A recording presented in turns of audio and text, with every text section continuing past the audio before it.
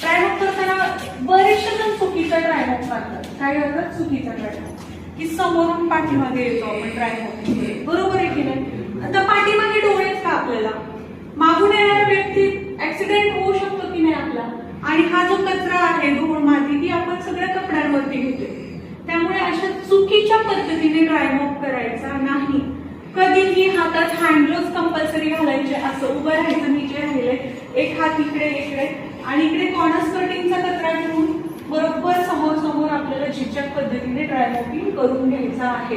आता समजा इकडे पाणी वगैरे सांडले तर आपण काय करणार आहे? हा फोल्ड करणार, ही खऱ्या बाजू आपल्या दिशेने, आणि अशा प्रकारे स्टँडर्ड ऑपरेटिंग प्रोसिजरनुसार घेऊन जाणार आहोत.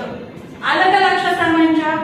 तर हीच प्रोसेस फॉलो करायची आहे. समजलं सर्वांना? हो की नाही? हो. ठीक आहे, हे ठेवा.